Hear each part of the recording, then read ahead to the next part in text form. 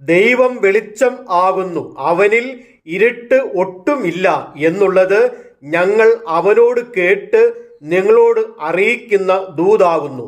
അവനോട് കൂട്ടായ്മ ഉണ്ട് എന്ന് പറയുകയും ഇരുട്ടിൽ നടക്കുകയും ചെയ്താൽ നാം ഭോഷ്ക് പറയുന്നു, സത്യം പ്രവർത്തിക്കുന്നതുമില്ല.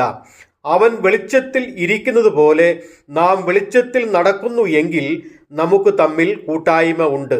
അവൻ്റെ പുത്രനായ യേശുവിൻ്റെ രക്തം സകല പാപവും പോക്കി നമ്മെ ശുദ്ധീകരിക്കുന്നു. നമുക്ക് പാപമില്ല എന്ന് നാം പറയുന്നു എങ്കിൽ നമ്മെ തന്നെ വഞ്ചിക്കുന്നു, സത്യം നമ്മിൽ ഇല്ലാതെയായി. നമ്മുടെ പാപങ്ങളെ ഏറ്റു പറയുന്നു എങ്കിൽ അവൻ നമ്മോട് പാപങ്ങളെ ക്ഷമിച്ച് സകല അനീതിയും പോക്കി നമ്മെ ശുദ്ധീകരിപ്പാൻ തക്കവണ്ണം വിശ്വസ്തനും നീതിമാനും ആകുന്നു. നാം പാപം ചെയ്തിട്ടില്ല എന്ന് പറയുന്നുവെങ്കിൽ അവനെ അസത്യവാദിയാക്കുന്നു, അവൻ്റെ വചനം നമ്മിൽ ഇല്ലാതെയായി. യോഹന്നാന്റെ 1-ാം ലേഖനം 1-ാം അധ്യായം 5 മുതൽ 10 വരെയുള്ള വാക്യങ്ങൾ. വെളിച്ചമാകുന്ന ദൈവം ഒരാളുടെ ജീവിതത്തിലേക്ക് കടന്നു വരുമ്പോൾ അവനിലെ പാപമാകുന്ന ഇരുട്ട് നീങ്ങിപ്പോകുന്നു. ഇരുട്ട് നീക്കി സത്യ വെളിച്ചത്തിൽ വസിച്ച് അനുഗ്രഹിക്കപ്പെടുവാൻ ദൈവം നിങ്ങളെ സഹായിക്കട്ടെ. ആമേൻ.